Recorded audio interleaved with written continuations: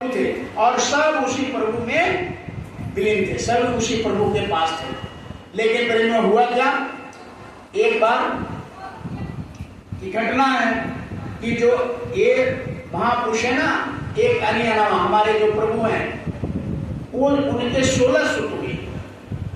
उनके सबसे 16 सूत्र में सबसे छोटे का नाम है काल भगवान।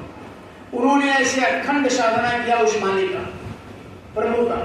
जब प्रभु प्रकट हुए, कहा कि तुम क्यों याद कर रहे हो?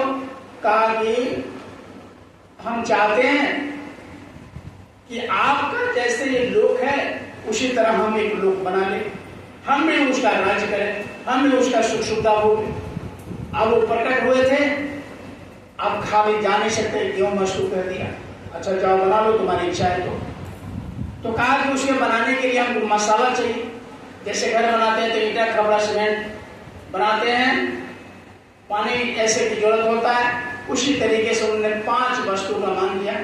छितजल पावक गगन समीरा, 5 तत्व ये अधम समीरा। बड़े ध्यान से सुनिएगा, ये सत्संग का बहुत निचोड़ है। हम आए कैसे इस लोक में, इस लोक का निर्माण कैसे हुआ, इसके पहले हम थे कहाँ?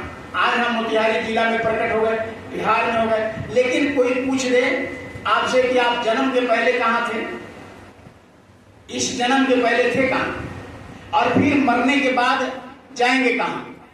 ये किसी के पास इसका आंसर नहीं है कि हम जन्म के पहले कहाँ थे और फिर मर करके किस लोक में जाएंगे, किस दुनिया में जाएंगे, कहाँ पैदा लेंगे।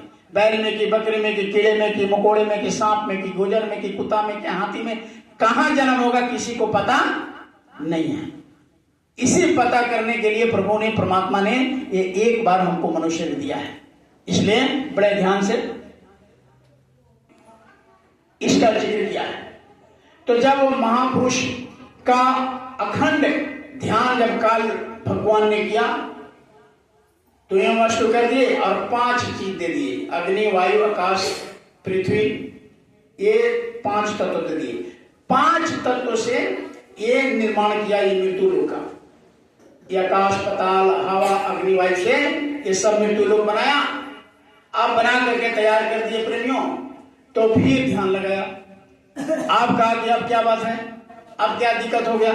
कहा कि प्रभु आपने जो दिया उससे तो मैं निर्माण कर लिया लोक का, लेकिन उसमें जीवात्मा रहना चाहिए ताकि वो सुंदर लगे। अब कोई बहुत ऐसा बिल्डिंग बना दे, बहुत ऐसा सुंदर महल बना दे, लेकिन उसमें रहने वाला कोई ना हो प्रेमियों, तो भूत का डेरा लगेगा। घर में कोई कितना अच्छा घर हो लेकिन उसमें कोई आदमी ना रहे तो कैसा सुनसान दिखाई देगा। तो उसी तरह काल भगवान ने उस प्रभु से याचना किया, विनती किया, प्रार्थना किया कि हे प्रभु, आपने तो हमको लोक बना दिया, निर्माण हम कर दिए, लेकिन राज किस पर करेंगे, तो क्या चाहते हो? तो कहा कि थोड़ा सा हमको जीवात्मा दे दीजिए, जीव दे दीजिए, ताकि हम उस पर राज कर सके। तो जब ध्यान साधना में वो प्रकट हो गए थे, खाली नहीं जा सकते, यो मास तो कर दिया, ठीक है जाओ कर लो। तो फिर भी बड़े ध्यान से सुनिएगा, कहा कि एक बूंद सिंधु बन बैठा। क्या बोला? एक बूंद सिंधु बन बैठा। अब भरम का जाल पसारा संतो, ये न देश हमारा, हम तो है अमर लोक के वासी, जो 3 लोक से न्यारा। न्यारा कहते हैं अलग, यानी जहां के हम रहने वाले हैं प्रेमियों, ये 3 लोक से अलग है। मृत्यु लोक, पाताल लोक और ये ब्रह्मांड, ये तीनों से परे है। चौथा लोक जिसको सत्यलोक बोलते हैं, जहां से संत आते हैं, वहां के वासी हम हैं। लेकिन एक घटना घटी काल भगवान ने ये सृष्टि बनाने में, और इतना भारी सेवा किया, इतना भारी साधना किया, अखंड ध्यान लगाया कि प्रभु को खुश कर लिया। वो अनामी महापुरुष को, जिसको रामायण में कहा कि एक अनीय अनामा, वो अनाम है, वो अपने मौज में रहते थे, अपने लोक में रहते थे। लेकिन जब उनको खुश कर लिया, प्रकट कर लिया, तब उन्होंने हम जैसे जीवों को दे दिया एक बूंद। जहां वो संसार, ये दुनिया का जितना वर्ल्ड ये संसार है प्रेमियों, हम लोग के जहां के वासी हैं, जहां हम लोग रहते हैं, जहां हमारे पिता जो अनंत आज जो बना रहे हैं वो रहते हैं, वहां का ये दुनिया क्या है? एक बूंद है। जैसे पानी में हाथ लगाते ना, तैसे करते हैं तो एक बूंद गिर जाता है। तो एक बूंद का ये दुनिया बना हुआ है। और भ्रम का जाल पसारा। देखिए कितना भरमा दिया संसार में।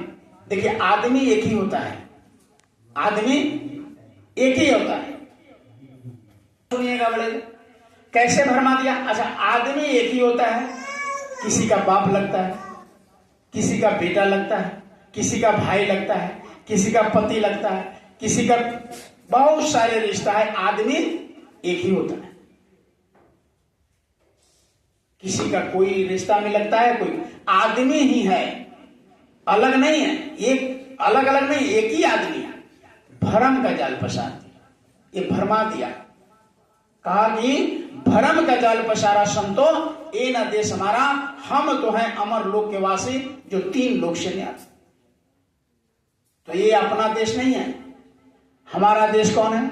अब दुनिया वाले को कहेंगे कि ये अपना देश नहीं है, अपना देश कोई और है, तो कहेगा पागल है। अरे भारत हिंदुस्तान अपने देश है, ये अपना जिला है। लेकिन हमारे महापुरुष कहते हैं कि ये देश हमारा नहीं है, हम यहाँ के वासी नहीं है, हम अमर लोक के वासी, जहां कभी रात नहीं होता, कभी दिन नहीं होता, कभी दुख नहीं होता, कभी सुख नहीं होता, हमेशा सुख ही सुख है, हमेशा दिन ही दिन है, हमेशा प्रकाश ही प्रकाश है, हमेशा वहां यानी कोई दुख का नाम निशान नहीं है। वहां के हम लोग वासी हैं। लेकिन यहां आ गए तो कैसे लाए? तो एक बूंद सिंधु पर बैठा, भ्रम का जाल पसारा संतो ये ना देश हमारा।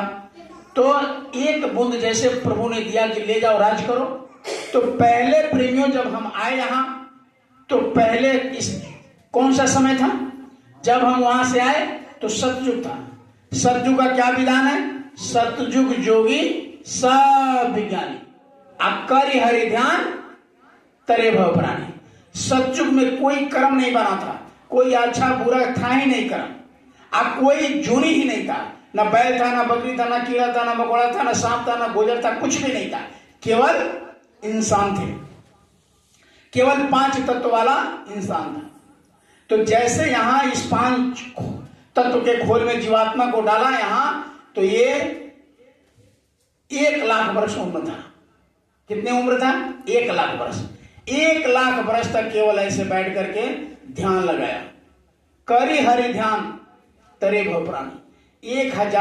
1 लाख वर्ष तक ऐसे आदमी प्रभु का करी हरि ध्यान, हरि मीन्स परमात्मा, उस मालिक का, एक अनि अनामा अश्य जनन प्रभुदामा, जो प्रभु एक है, अनि है, सबका कंट्रोल उनके हाथ में। उन्हीं का जितने जीवात्मा यहाँ आए थे पहले पहले इस लोक में, मृत्यु लोक में काल भगवान लाए थे, सब लोग इनका ध्यान किया, उसी प्रभु का ध्यान किया। अतरे भव प्राणी सब तर करके कहां चले गए? फिर उस मालिक के लोक में चले गए जहां से हम आए थे। तो बहुत अच्छा हुआ, बहुत अच्छा, हम अपने पिता के पास चले गए। ये आत्मा जितने भी जीवा